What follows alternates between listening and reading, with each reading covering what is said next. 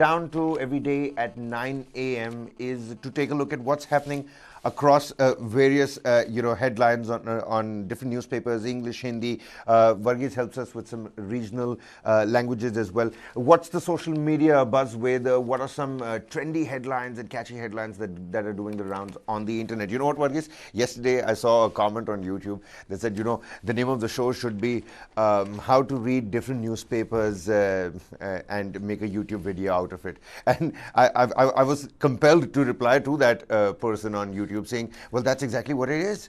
And I appreciate all the people that always join us in the morning, get down in the comment sections, sometimes a lot of pent-up anger, sometimes really passionate about their opinions as well. But it's important because the idea is that we break the walls of newsroom information dissemination and bring in the people, the actual consumers of news, to become part of the editorial process, become part of this editorial meet, because it is right now that we're deciding what's going to happen in the day today.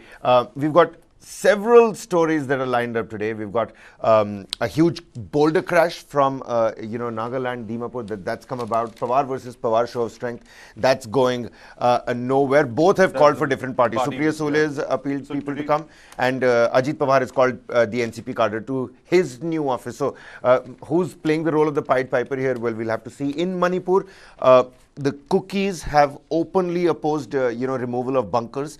Removal of bunkers is one of those few steps that come in the shape of Chief Minister's confidence building measures as well.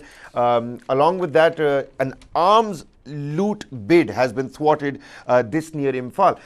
Along with that, we've got the Bharatiya Janata Party's Rejig, and why this Rejig is important is because, well, we're so close to 2024. Yesterday, the Shanghai Cooperation Organization, Prime Minister Narendra Modi shared, the dais with, virtual dais, if I may, with the likes of Vladimir Putin. We're looking at almost 500 days of the Russia-Ukraine war.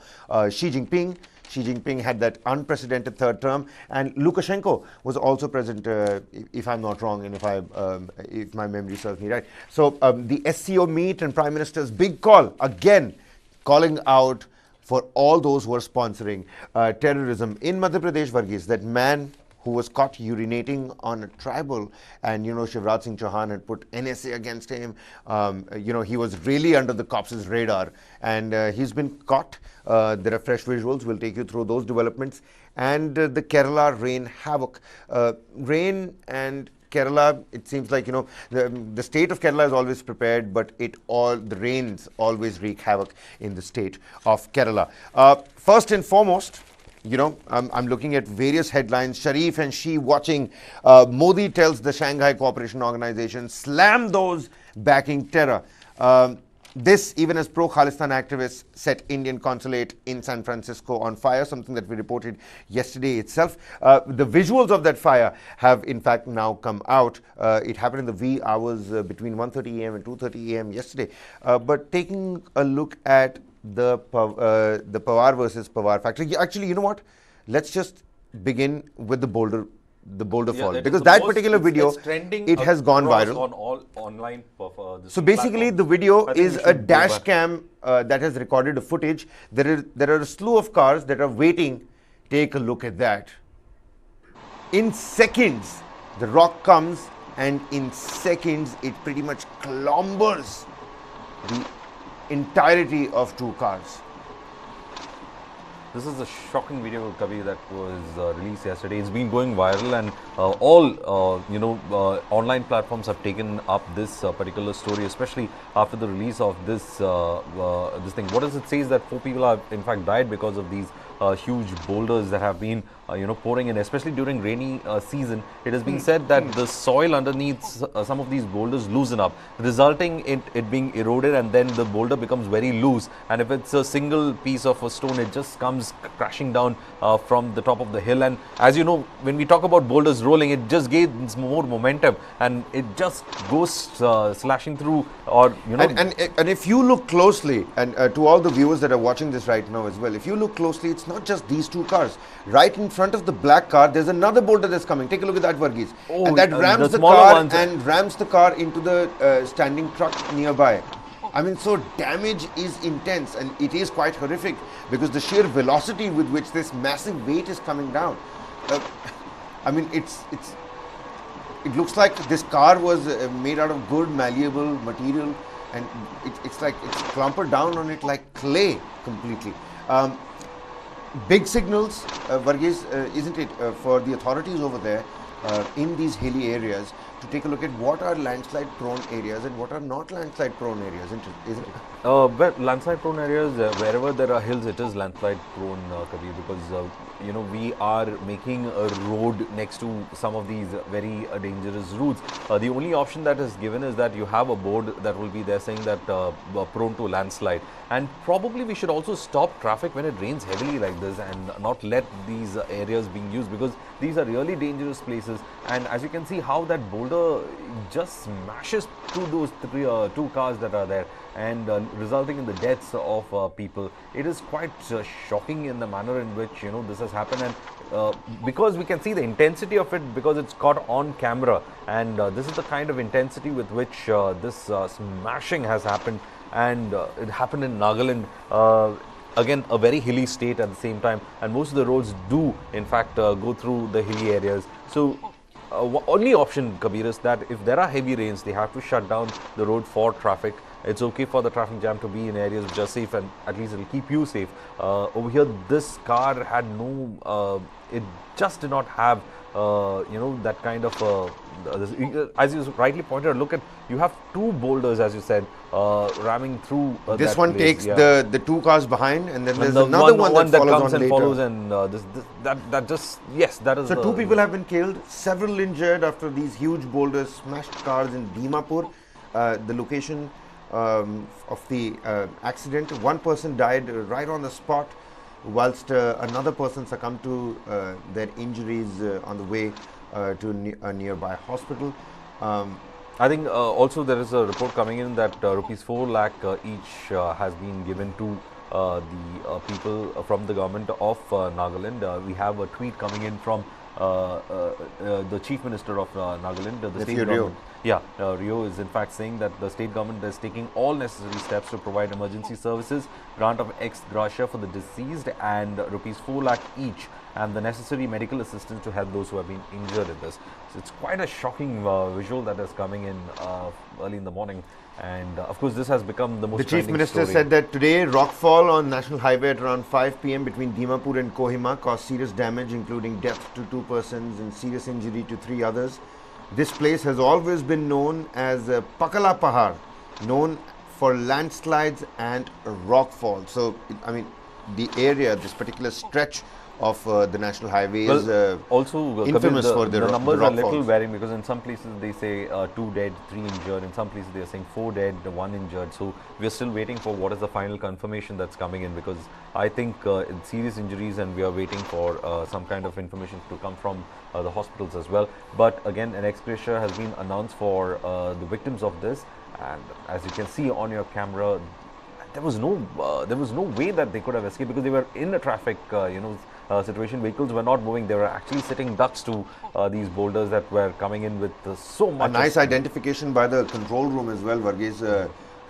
Take a look at that. There's another huge boulder that is flying off of the truck as well. That comes, it's bouncing so high, it's almost flying. It really crosses the truck and falls into the valley and into the gorge. Well, our thoughts and prayers with the families of those who have lost their loved ones in this particular incident, and those who are still fighting. Several injured, and 1 or 2 in critical conditions as well. We'll have to wait and find out as to what's the actual death toll because of this horrific accident that has been caught on a dash cam. Once again, we'll let this play for you, and then we'll move on.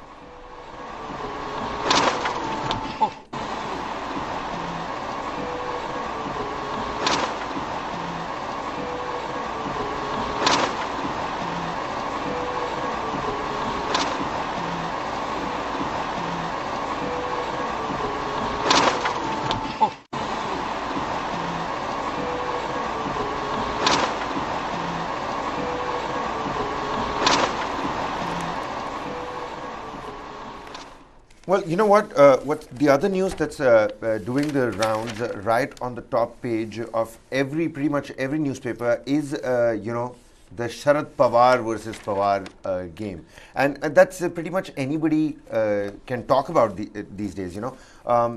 For the last ever since the Sunday bomb was dropped, all news channels, all news tabloids, there are specials coming out. There are explained series. There's a premium series, all about who knows more about this Pawar versus Pawar tussle.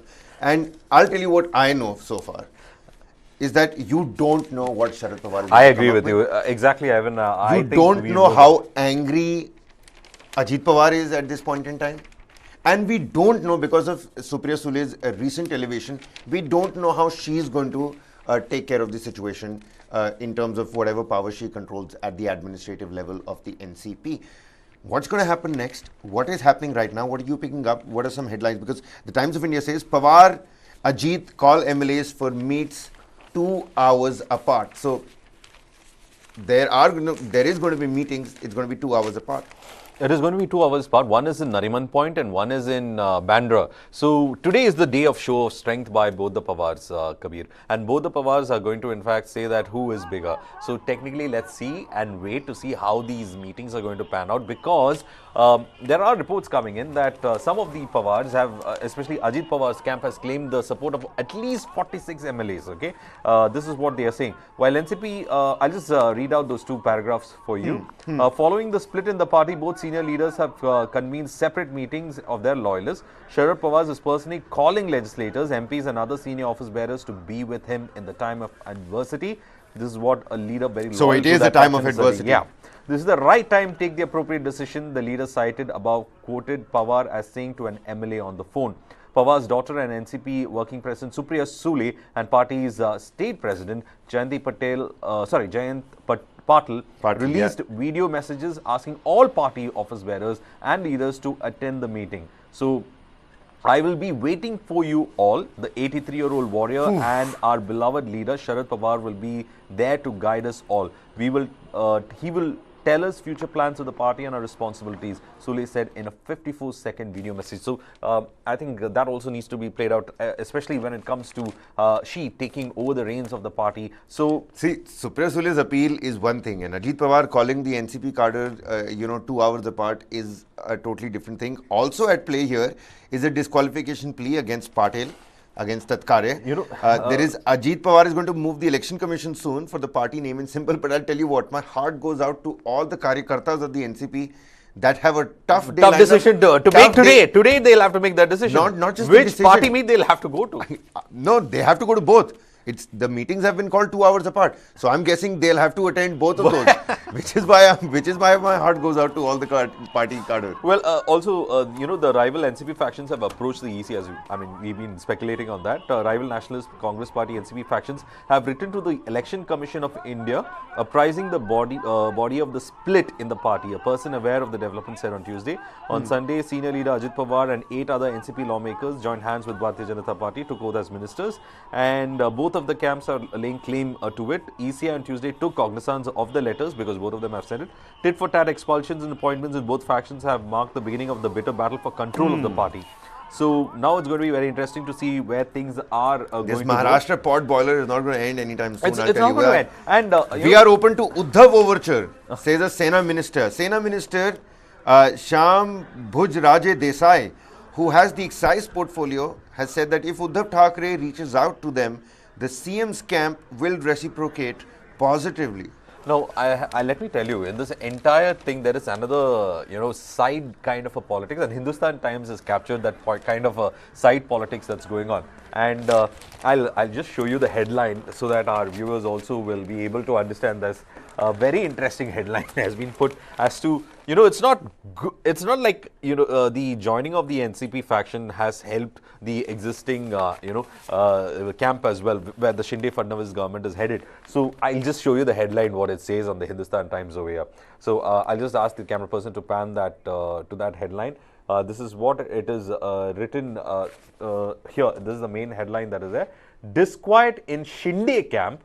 BJP Ajit's group joins Maharashtra government. So it is not like the Shinde faction of the Sena is not happy, as many of them are not happy with Ajit's entry into this camp. So that is a new development. Has the BJP overshot by getting both of them And together. I'm sure Sharad Pawar has the experience to not jump the gun in situations like these. Of course, he has got the experience. We know he's been a veteran overturned in, situations he's been a within veteran in hours. politics. But Sunday, Monday, Tuesday, I mean, we're sitting on Wednesday now. What's going to happen next? What are you expecting out of these two meets? Because we've already spoken about a long-drawn legal battle. And at 11 a.m. today, ladies and gentlemen, we've got a full-on discussion on the Pawar versus Pawar show of strength and whose show of strength is going to be more impactful on the ground when it comes to wooing the party cadre. Because by the end of it, a party is because of the party cadre. Also, there's a disquiet in the BJP also. I'll just read that this thing. Currently, there are 29 ministers, 10 each from the BJP and Shinde camp and 9 from Ajit Pawar faction in the Council of Ministers, which can be expanded to 43. Some BJP leaders also expressed concern about joining hands with the NCP. Voters are not happy about our joining hands with a party against whom we leveled so many allegations, said a second BJP leader. Some leaders are dismayed. A loyal party workers have been left out of power sharing, but the party leadership has convinced that the move was imperative for the Lok Sabha election. So it's the Lok Sabha elections that is there. And then of course the senior Pawar says that those who betrayed my ideology shouldn't use my photo. That is the senior Pawar saying it. NCP President Sharad Pawar on Tuesday said only the party of which he is president and Jayant Patil, the Maharashtra unit chief, should use his photograph, he said. 2 days after his nephew Ajit Pawar and 8 other MLAs of the National Congress Party walked off and joined the BJP. So it is not stable on the other side also, because there is a lot of disquiet that is happening in the Shinde camp among the BJP leaders. Who's the real NCP is now the question. That no, is because also everybody's saying, see, you can be NCP, I can be NCP, but I am the real NCP. And already, you know, Ajit had already declared that he represents the real NCP. The Ajit Pawar faction too has invited all the NCP members of the Legislative Assembly and the Council, members of the Lok Sabha and Rajya Sabha. At that meeting, resolution will be passed for the ratification of Ajit Pawar's leadership. Ajit Pawar has already declared that he represents the real NCP, and most of the party's legislators are with him, says a leader from the Ajit faction. You know, this talks about what happened with the AIDMK, Paneerselvam faction, as well as the EPS and OPS faction. Each of them had separate, and each of them ratified it. In Maharashtra as well, today you've got a the Sena same UBT, kind of a situation. You've got a Sena UBT, you've got a Sena Eknath Shinde faction. So, the question is that, you know, are these regional parties now fighting for what their identities are? Most of them seem to be in a very confused situation with these splits, because it looks like they are all now fighting for, you know, some kind of trying to identify. When you talk about NCP, you identified it under Ajit Pawar and it was a Maharashtra party. But now with a division like this, who is actually leader of the NCP? That division has been successfully created and has been exploited also. Meanwhile, one small detour as well. In SE, Uddhav camp says speakers delaying disqualification process. This is with the, you know, the Sena in regard to the Sena versus so that is also happening on one side. So things are not rosy when it comes to both these. How do you think partners. Uddhav Thackeray is going to become, you know, sort of like the nucleus of this vengeful change that now Sharad Pawar has embarked on? See, and he's categorically come out and said that, you know, Uddhav Thackeray is part of his plans. You know, Uddhav Thackeray, the MV got stitched in such a manner, as we know that it suddenly brought three of them together, and the Congress was a little reluctant. Later they were also brought around, and you had this MVA coming into being, and then the fall, Uddhav was the chief minister, and the fall of it. But now it seems that the big factor is about two Maratha leaders whose parties have been split, and what can it be used as a, you know, a token of martyrdom in both their regions. And it looks like even now Ajit Pawar is probably looking at a possible Uddhav being projected as the chief minister if in the coming elections, and also to actually erode the possibility of this alliance with between Shinde, Fadnavis and you know, Ajit Pawar. So he wants to erode it, and that is why they are also looking at a 2024 elections to completely erode this alliance. So I think everybody's focus, whether it is the BJP and these two rebel factions, I don't know which faction now, because the EC has to say which is the real Shiv Sena and which is the real NCP. But let's talk for now these factions that are there of NCP and Shinde with you know, Sena with the BJP. We'll have to see how this is going to in fact work. And it is going to be very, very, very interesting. And I'll tell you why. Because this is a nice page that has been dedicated to the situation in Maharashtra. There are 3-4 factors at play over here. So I'll just show it to the camera. Unrest grows in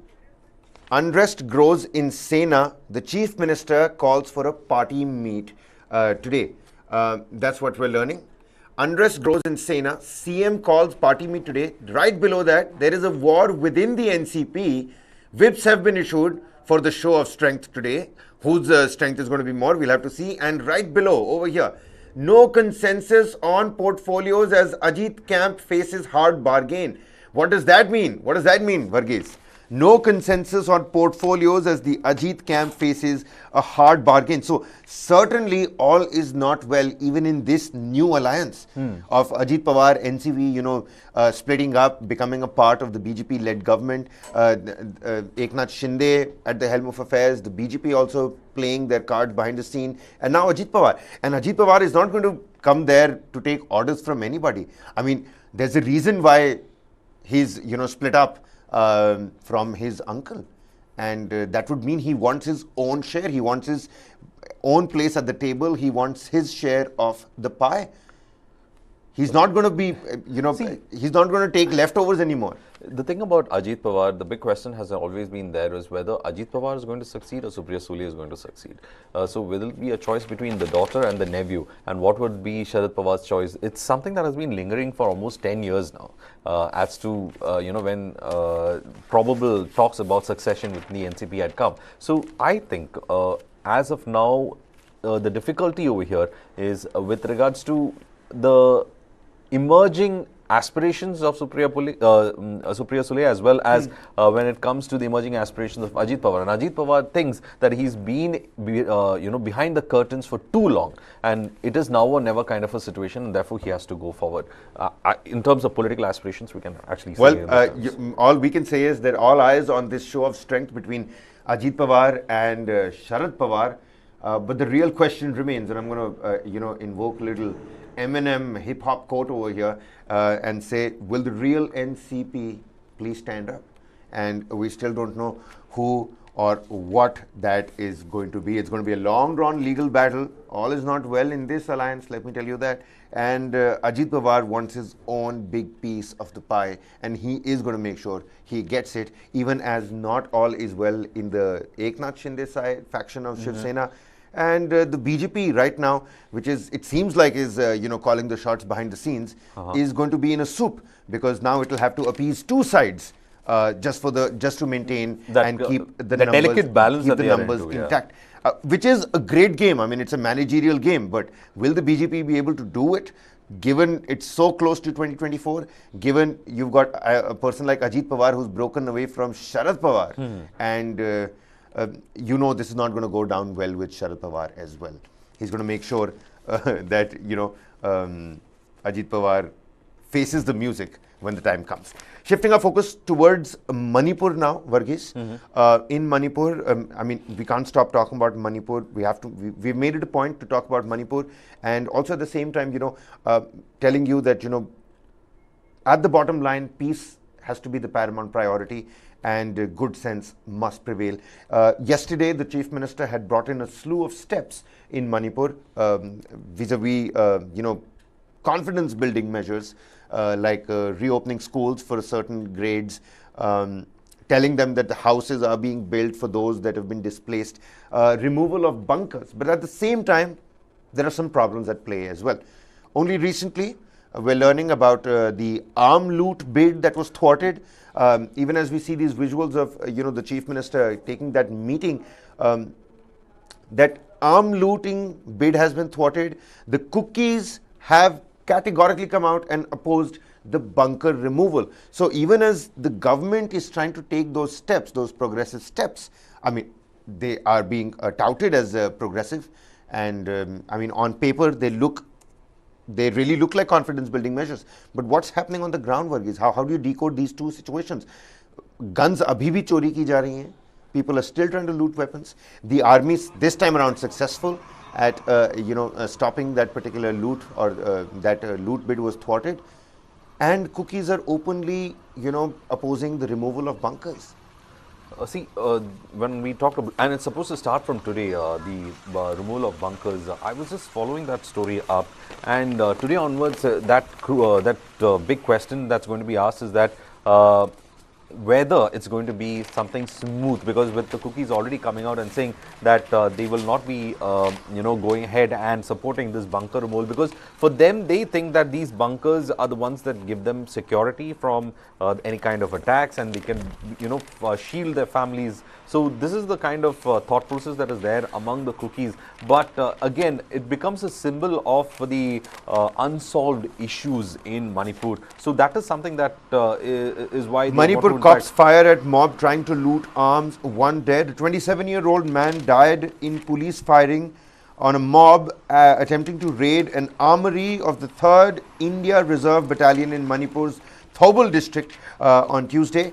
Hours after arsonists burned down Churachandpur house of a spokesperson for one of the 2 ceasefire-bound armed cookie outfits that called off their blockade of NH2 last Sunday. So one of those 2 outfits that had called off their particular blockade of the NH2 National Highway 2, that's a lifeline when it comes to the hill state of Manipur. Unka ghar jala diya gaya. I mean, his house was then vandalized, set on fire, and after that a bid to loot the armory, the 3rd India Reserve Battalion's armory in Manipur's Thwarted district. This happened right after. One person has died in this skirmish between the 2 groups. So the Hindu has in fact also raised that issue as we were talking about the structures. Cookie groups say they will oppose the move as they are using the structures to defend their villages in fresh violence. Of course, we spoke about the attempt to loot the police camp in Thwarted. The rudimentary bunkers varying from sandbags to tin boards were set up by members of the Kuki and Metis communities in areas where settlements of 2 communities are adjacent to each other. So, I mean, just imagine how that sentence is there that has been framed over there, which gives you an idea about this is happening in areas where both the populations are interspersed. So it is technically a de facto kind of a checkpost and a border situation that you're seeing over there. And these areas, that is why the government is trying to remove these bunkers, because though it is providing for the cookies the kind of protection they want, or the Metis communities in cookie area the kind of protection that they want, it still becomes a symbol of the divide, and they don't want it to be used against each other. So that is why it is important that these bunkers are removed. Now, this another thing about the weapons that are there. More than 4,000 weapons and lakhs of ammunition have been looted from the police camps in Manipur since May 3rd. While close to 1,150 weapons have been returned, many sophisticated weapons are still with the public. A government official said insurgent groups who have entered from Myanmar are using the stolen weapons to attack the civilians. So, militants yes, have military-grade bulletproof jackets. They've got military-grade helmets, and at the same time, they've got military-grade sophisticated. You're talking about your self-loading rifles and your SLRs and the LMGs that are there. They are having, and they have the ammunition for it also. Lakhs of ammunition is also doing the rounds. So that is the worrying factor of it, because right now there's so much of weapons in circulation as well. Now, it doesn't stop there, right? You have the attack on this armory as well. That shows that there is impunity when it comes to looting of arms, and probably this is the first time you have them spotting an attempt to do that. So clearly, right now the situation is not conducive, but somewhere something has to start. By the way, Kabir, today onwards the schools are going to reopen as well. I'm glad nobody's come out and opposed that. So far, a lot of people are saying that it is the situation conducive for exactly. That's the question. A lot of people are asking about whether it is conducive for schools to reopen. But I mean, it's great. It is kind of trying to bring a confidence building measure on paper. But I mean, if you were in Manipur, would you send your offspring to school? Well, as a parent, I would be worried because the situation is not conducive. So, though on paper it looks like a great announcement and it's an effort to bring some kind of normalcy. The question is whether would really appreciate all watching the show right now to really get down in the comment section and tell us. I mean, what's your opinion? I mean, this confidence building measure, I mean, people are saying it's the right step forward, at least on paper. There is a progressive step that the government has taken. But would you send your child to school, given the circumstances, the tenuous state of the state?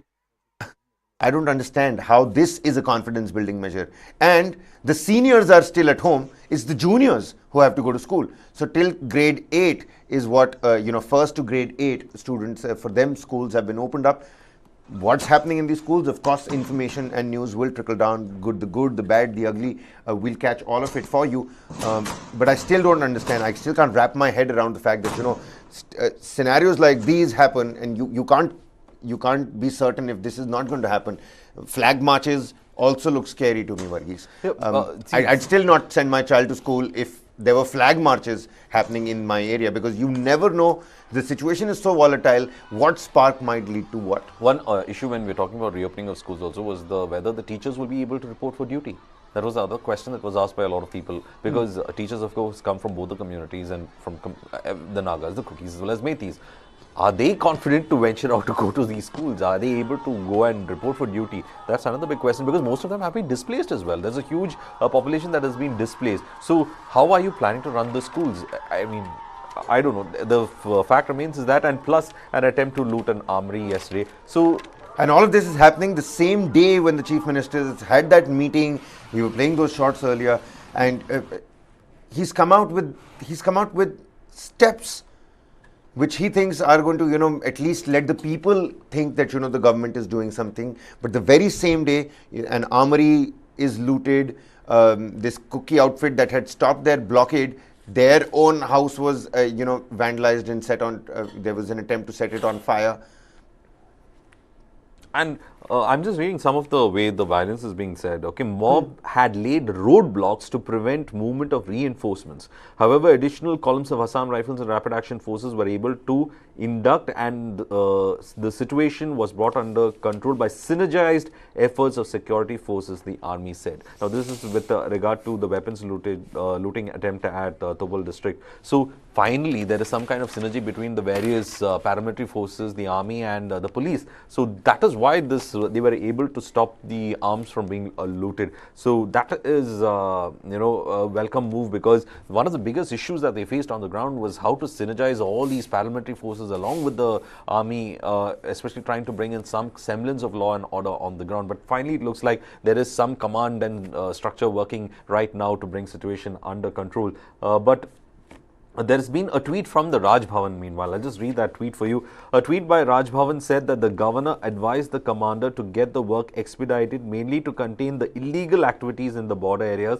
as well as sneaking of insurgents and antisocial elements into the state from neighboring countries. So, keeping a vigil on the Manipur-Myanmar border. This is what the Indian Express has covered. They've also given, again, what I like about Indian Express, and again, the minute I say I like this about one newspaper, I think, people are going to think I'm trying to side or try to publicize a particular newspaper. The idea of this show is to talk about whatever is at our disposal, nothing else. But this is the trend that I've been following in the Indian Express. They've been giving Manipur a decent amount of coverage, and a special section on the Mizoram Chief Minister, Zoramthanga, who had yesterday appealed to the people as well. And more than an appeal, I think it came across as a warning of sorts. He said, can't keep quiet. Manipur situation is worsening.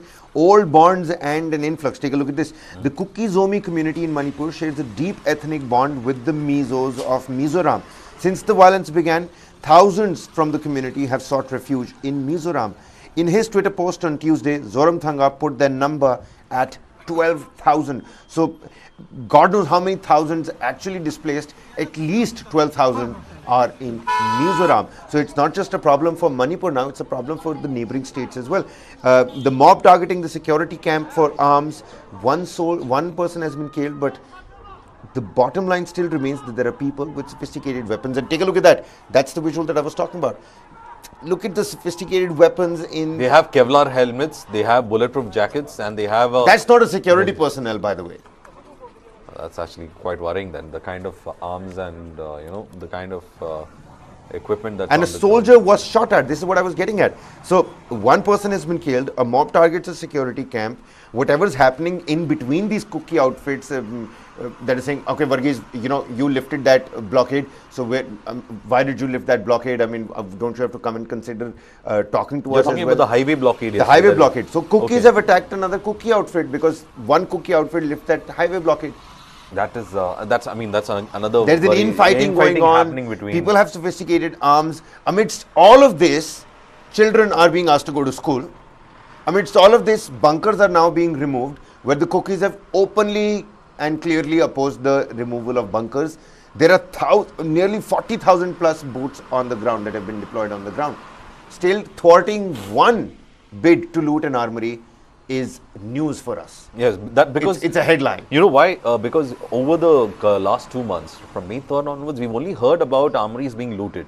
And we have seen how with impunity mobs have been able to loot these armories, and also the ammunition was being taken out. The questions were being raised as to who were manning it and why it was so easy for these mobs to get hold on arms. So that is something that has always been asked, and probably this is the first time we are seeing a story about how a synergized factor about all these people coming together. Certainly. And being able to thwart the loot of this armory. So that's actually making news, but sadly it's making news after 2 months. So, should you send your children to school in such a situation?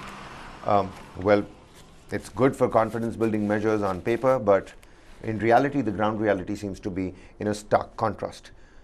In the run-up to 2024, Varghese, shifting our focus here, ladies and gentlemen, the BJP has started naming new state unit chiefs. We already know what's happened in Telangana. We already know what's happening down south.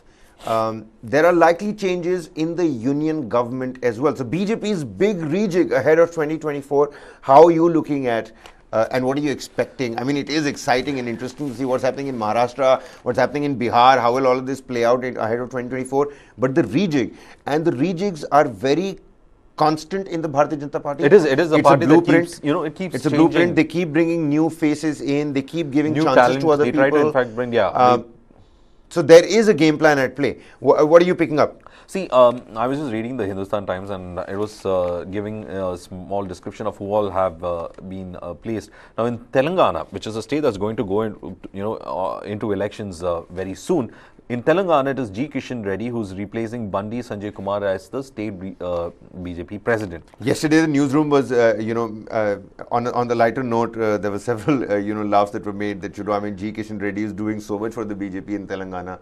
Will anybody else ever get a chance? It's G. Kishan Reddy everywhere. So of course the BJP has given him a chance to prove his mettle in Telangana.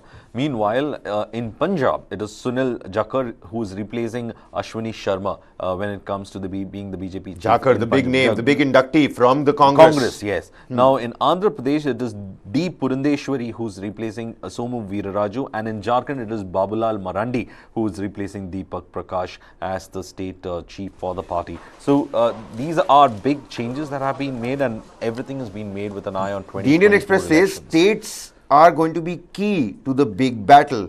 It says with key states going to polls in the run-up to the Lok Sabha election next year, there is a strong view within the BJP that senior and experienced hands need to lead the rank and file on the ground rather than continue being in the government, and the revamp will reflect this. So basically, all those top positions at the center, people might have to step down and take organizational control back in their hands.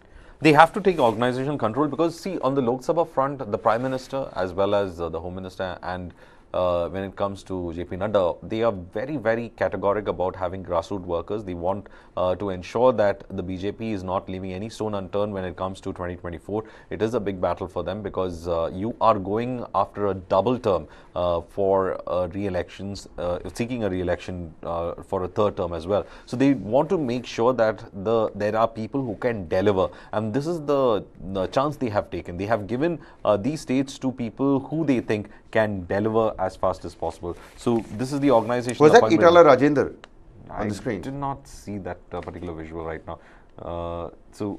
Let us in fact... is that Itala Rajender? And I mean, that's also a big name for the BJP, somebody who he's jumped coming ships from ahead BRS of to, the GHMC polls last time around. Yeah, and from the Telangana Rashtra Samiti. Samiti, which is the BRS. And then the Bharatiya Janata Party, I just read some of it. Among the changes announced on Tuesday, Union Minister G. Kishan Reddy has been appointed president of the state unit in Telangana, while Itala Ranjindar has been given charge of the election management committee. So it is a big position that he's been given, kind of a parallel thing with the state BJP president itself. Now, in Punjab, Ashwini Sharma has been replaced by Sunil Jakhar, a former congressman and state unit chief, who joined the BJP in March 2022, following a public showdown over being overlooked for the position of Punjab's CM.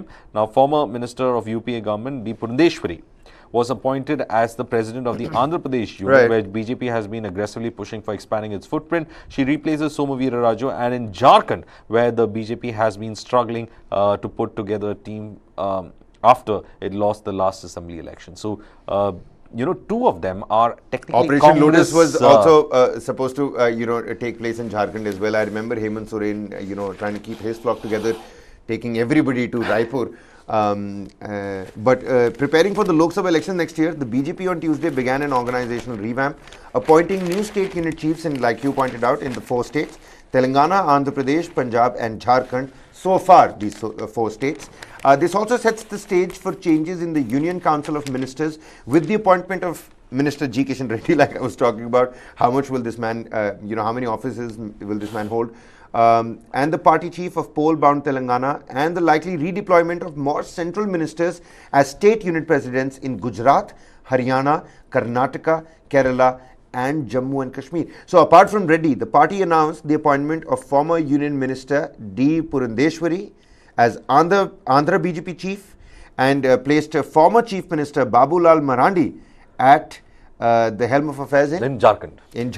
And also, in the Hindu, there's an interesting take, especially when it comes to Telangana. BJP's gamble ahead of crucial Telangana elections. By naming Union Minister Kishan Reddy as state unit chief, the party has attempted to set its house in order. In appointing D. Purandeshwari as Andhra BJP president, party signals it will play hardball with likely ally Telugu Desam party. So it is going to be, it's going to be a tough situation in Andhra Pradesh when it comes to, because Purandeshwari has a history with the Telugu Desam party. I'll just give you that basic history. Ms. Purandeshwari currently is the BJP's Odisha unit in charge, also former Congress leader who switched in protest against the bifurcation of Andhra Pradesh.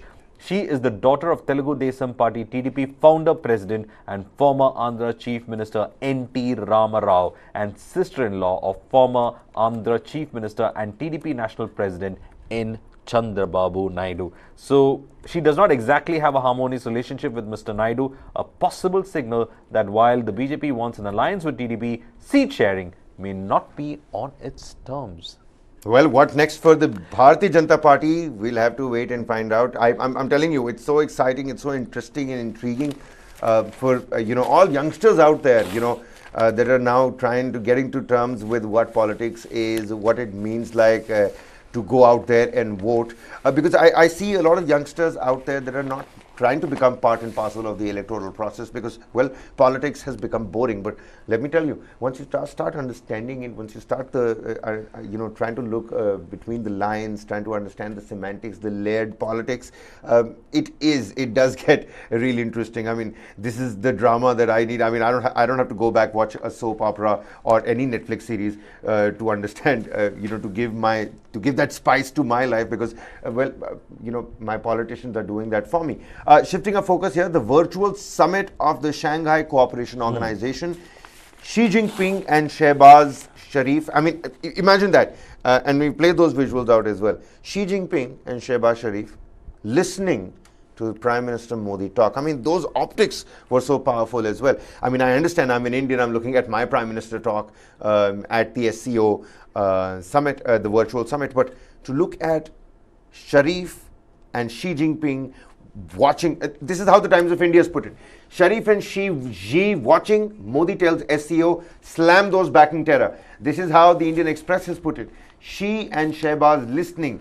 PM says, can't have double standards on terrorism. But more importantly, you know what, Varghese, I was looking at this particular segment where the economic pact that was being signed by various countries, it said it had a lot of Beijing overtone to that economic pact, which is why India has not signed that economic pact. Because you see, Beijing has been trying to go beyond its borders. It's been trying to circumvent the Malacca Straits through its Belt and Road initiatives, and Beijing has been trying to move into Central Asia to Europe, so that it can have a land route to Europe, and it wants to minimize its dependence on the sea routes, because it is very vulnerable when it comes to the sea routes. That is why China has been trying to avoid the sea routes when it comes to trade, and has been investing heavily on its Belt and Road initiative, so that the movement of goods is not affected by any kind of blockade.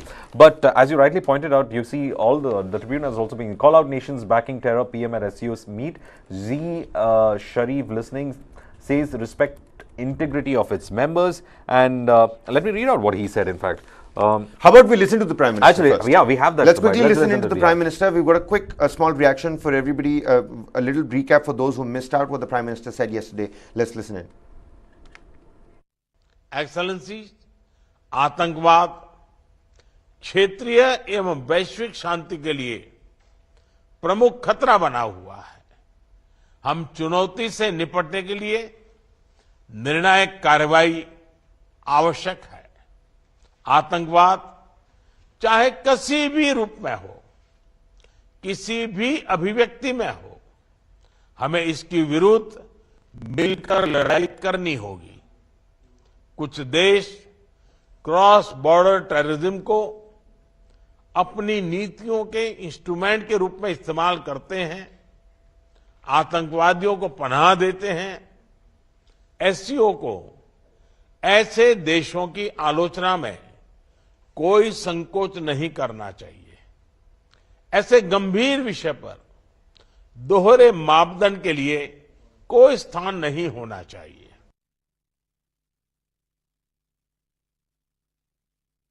Those are the words of the Prime Minister, with Xi Jinping listening, with Shehbaz listening. But India has refused to back Xi's BRI project.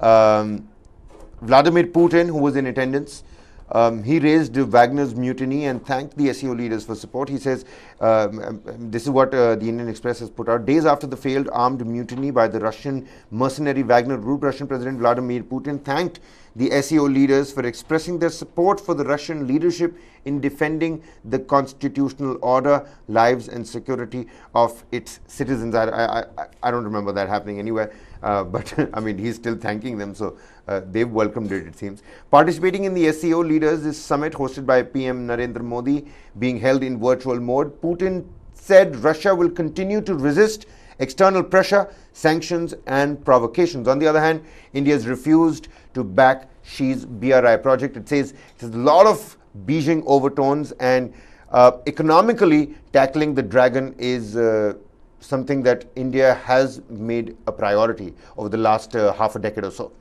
Well, it's not only about terror that India has made about priority. It's about those who sponsor terror. See, terrorism is the symptom of those who have a motivation, and that is what India has been calling out. And it's about cross-border terror that the Prime Minister was speaking about as well. When it comes to trade as well, the Prime Minister has said that you have to respect the integrity of the member countries. Speaking about the Belt and Road initiatives move through Pakistan-occupied Kashmir. So already through a disputed area, you are building infrastructure. So Beijing has been told clearly that you shouldn't, you shouldn't just bypass the concerns of countries that are already having disputes in certain parts of its territories. So that is also being highlighted over here. So the Prime Minister was blunt in what he wanted to say and what India wanted to say in the SCO summit. Foreign policy today in these times has become so popular, hasn't it? I mean, you've got Dr. S. Jaishankar and the Prime Minister as poster boys of India's foreign policy, and I think foreign policy is attracting the youth of the country as well. Foreign policy is, because the optics are so great. I mean, the Prime Minister at a state visit in the United States, on the way back goes to Egypt, India's diplomacy Papua New Guinea, and Fiji, extending their highest honors, civilian Kabir, honors. It's not only that. India's diplomacy is no longer sugar-coated. It's on your face. It's hard-hitting, it's to hard the point. This is our interest. You will have to listen to it, which means you are against us or for us. That's simple as that. And we are just making it, stated out over there. Well, India's foreign policy and the Belt and Roads Initiative, a big no on that, and a big no for all those sponsoring terrorism. That's the big message by the Prime Minister.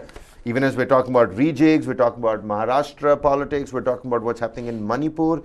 We took a look at that boulder rock falling. But this particular news, and there are some recent developments in this news as well, about the man who urinated on a tribal. Well, Shivraj Singh Chauhan came all guns blazing on him.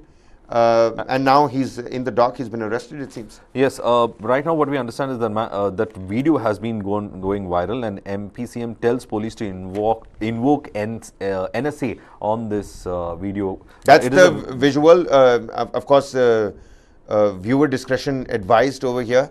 There's this man who's urinating on a tribal. I mean, the act, and so many people have already spoken about the act, but what next, Varghese? Well, as I said, National Security Act is to be invoked, is what the Chief Minister has said of Madhya Pradesh, and this happened in Siddhi district. Incident took place on June 26th and came to light on Tuesday after a viral video showed Pravesh Shukla, who claims to be a BJP party worker on social media, abusing a tribal man sitting in Kulbari market of Siddhi district and later urinating on him in an inebriated state. Now, the viral video of the Siddhi district has come to my notice, is what Chauhan has tweeted, and he said that the culprit will be arrested and NSA will be imposed on him. Now, when there was this huge question being raised as to whether, because he's a BJP worker, will he be arrested or not, the Chief Minister was categorical. He said that a criminal is a criminal, and that there won't be any sort of effort spared to not get him arrested. He will be arrested, he will be booked, and there is no party, religion, caste or anything in this. It is a criminal act, and therefore the person will be arrested and made an example of. So Shivraj Singh Chauhan coming out categorically saying that there is no need to defend anyone over here. Even if he is a BJP karta or not, he is a Karyakarta or not, he is going to be brought under law. A case has been registered against the accused under sections 294, 504 of the IPC and the SC/ST Act.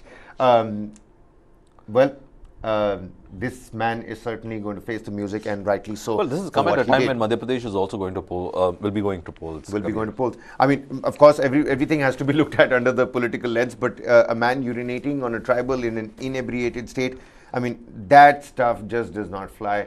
I'm glad that the man has now been caught. The NSA was invoked on this person. So the government has taken proper action on this person. That's actually great to see. We're going to leave you with some shots, because that's all the time we have for you today. We spoke about so much, even as we're learning right now that Sharad Pawar is going to be heading towards Delhi to have a talk with the leaders in Delhi, because actual politics, central politics takes place and shape in the national capital. In the next 3 to 5 days, there are news that's doing the rounds that there is going to be some changes in the ministerial aspect and the cabinet in Maharashtra as well. What's going to happen? Well, we'll have to wait and find out. Rains, it's the monsoon season. Rains are wreaking havoc down in Kerala. During a snake boat race, a boat capsized. We also lost some lives there. Many got injured. But we leave you with these shots of waterlogging, even as schools are now being shut. They're going to remain closed tomorrow as well. Schools, colleges in Kochi specifically due to heavy rainfall. Waterlogging, orange alert for 12 districts. This time around, we've lost 2 lives, and 2 people have been injured as the rain continues to pound the state of Kerala. Well, just a small thing on in Malayalam, what it has been said is this, that 6 ജില്ലകളിൽ വിദ്യാഭ്യാസ സ്ഥാപനങ്ങൾക്ക് ബുധനാഴ്ച അവധി, that is today it is closed, except Kasaragod. In Kasaragod, colleges avadiyilla. The colleges are not shut in Kasaragod. Just small information. Not yet. Anyway, thank you so much for joining us. 11 a.m. a special focus on Maharashtra politics, and then later on 1 p.m. a special focus on Manipur. In the middle, lots more that you shouldn't definitely miss out on. Thanks for watching News 9 Live.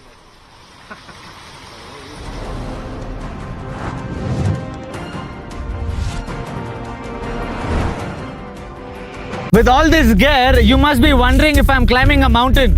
Well, let me give you a wider look of this place. This is Asia's largest mountain of shame. mountain of waste, almost the height of the Qutub Minar. When you enter capital cities of some of the biggest countries in the world, you don't have three garbage mountains waiting to welcome you depending on whichever side of the city you enter from. The thing is that a lot of times we talk about landfills only when there's a fire at the landfill. You need to understand that a landfill is at fire almost throughout the year.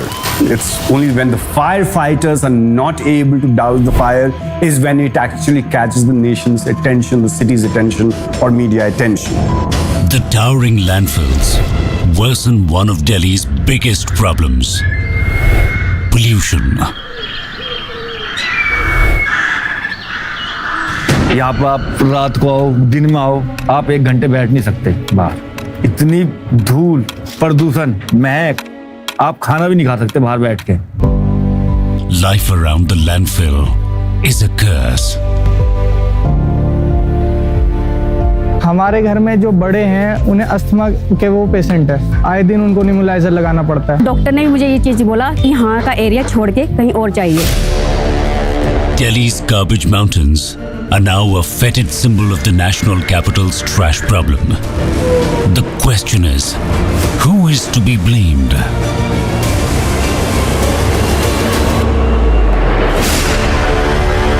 Watch Delhi's Garbage Mountains. Streaming on News 9 Plus for the Genflix.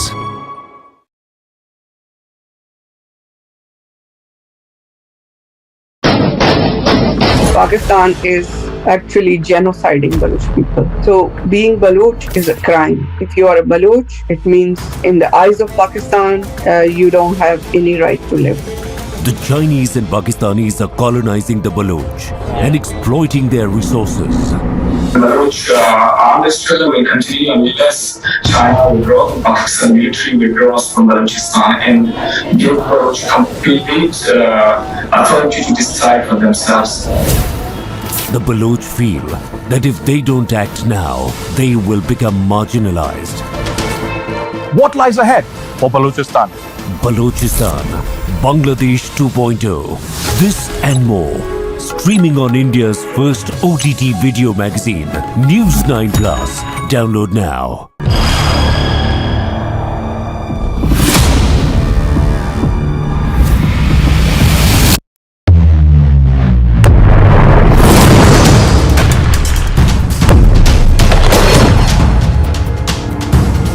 He thought he could outlast us. And 1 year later, the evidence is right here in this room. Who will blink first? So far from preventing the expansion of NATO, Russian actions have actually resulted in the expansion of NATO. It's a mess for Russia and it's a mess for the Western world, for NATO and the United States.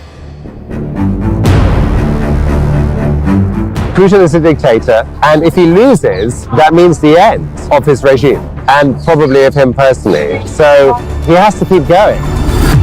Year 2, no end in sight. Streaming now.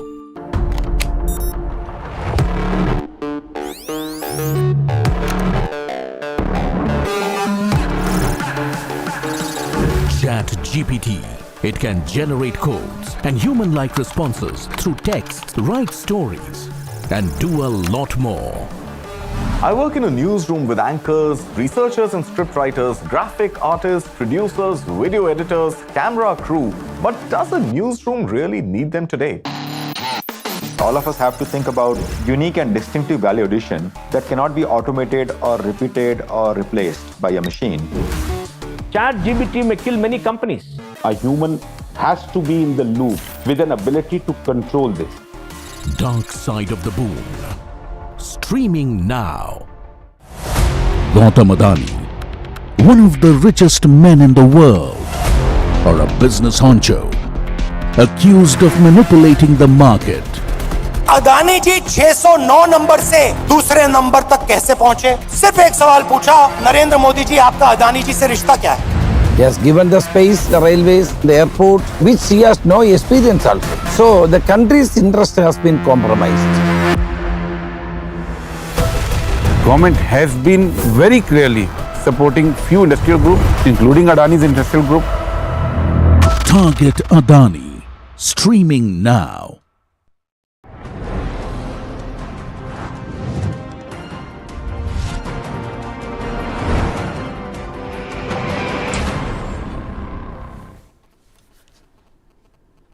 Hello and a very good morning. Thanks for tuning in to News 9 Live. I'm Kabir Naqvi. Joining me here in the studio is my colleague Varghese P. Abraham.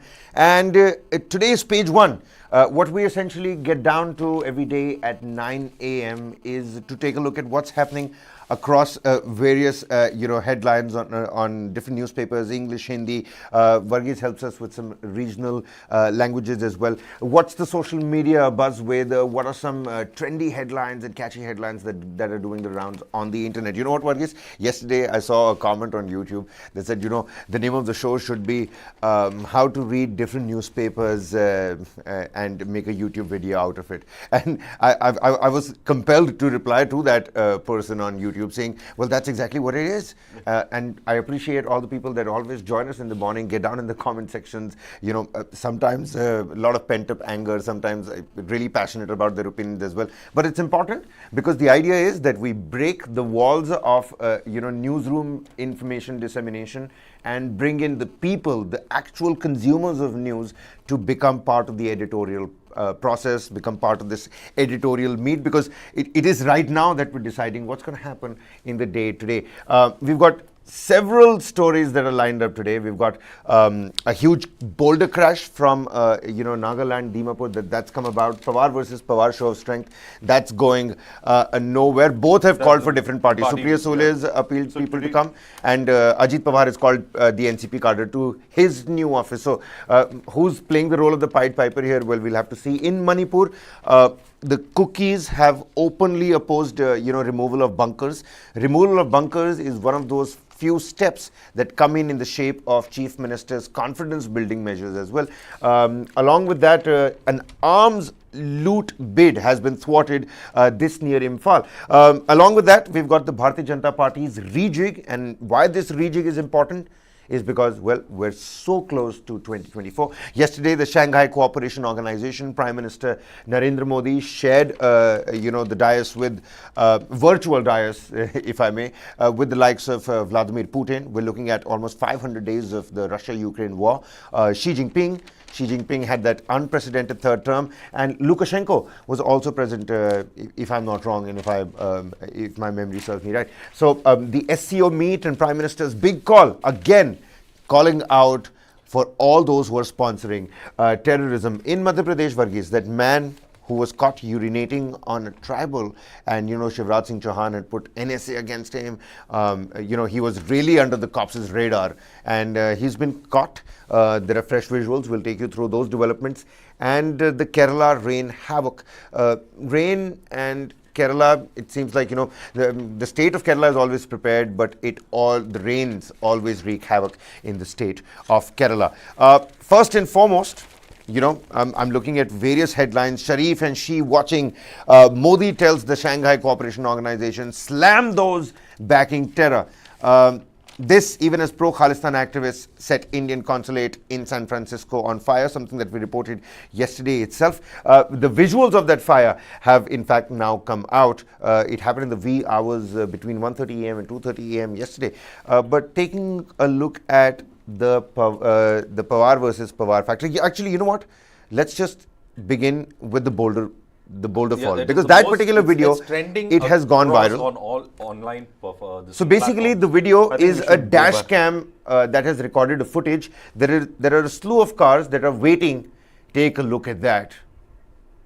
In seconds, the rock comes, and in seconds, it pretty much clombers the entirety of two cars.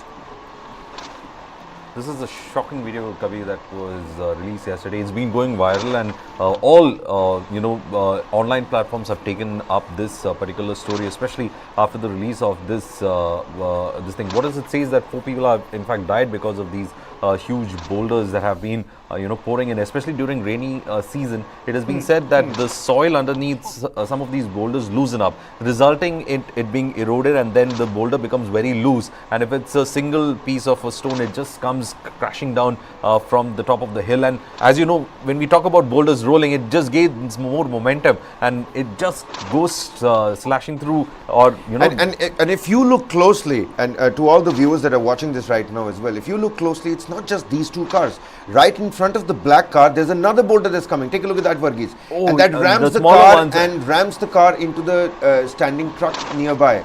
I mean, so damage is intense, and it is quite horrific because the sheer velocity with which this massive weight is coming down. I mean, it looks like this car was made out of good malleable material, and it's like it's clumpered down on it like clay completely. Big signals, Varghese, isn't it, for the authorities over there in these hilly areas to take a look at what are landslide prone areas and what are not landslide prone areas, isn't it?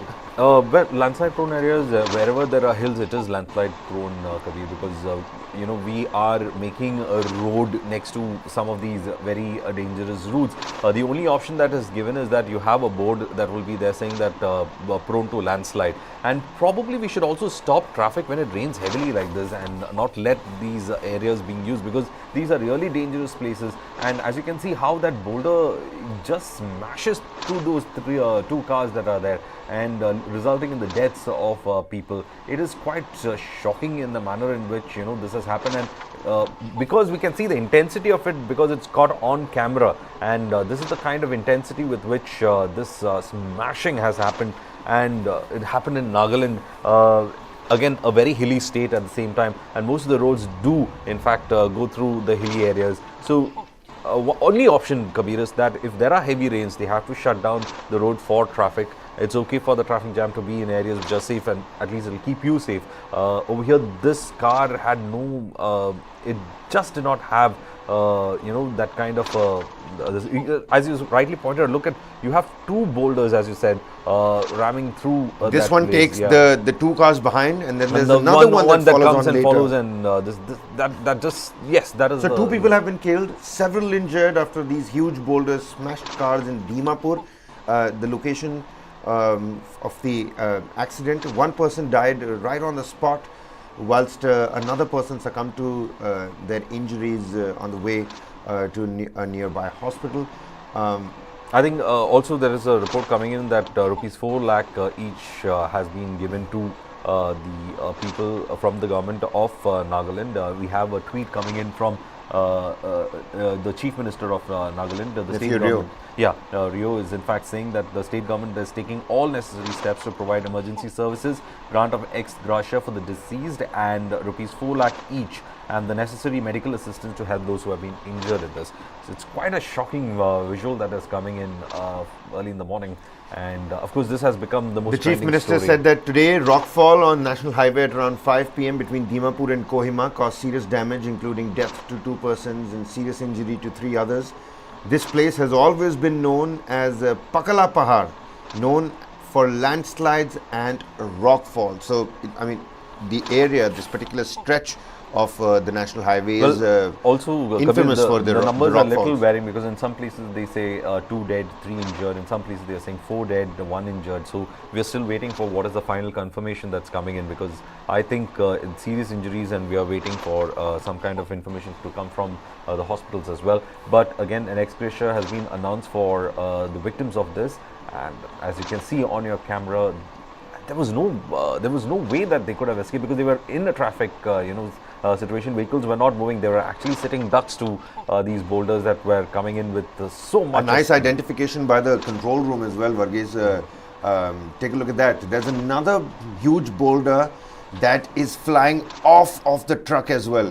That comes, it's bouncing so high, it's almost flying. It really crosses the truck and falls into the valley and into the gorge. Well, our thoughts and prayers with the families of those who have lost their loved ones in this particular incident, and those who are still fighting. Several injured, and 1 or 2 in critical conditions as well. We'll have to wait and find out as to what's the actual death toll because of this horrific accident that has been caught on a dash cam. Once again, we'll let this play for you, and then we'll move on.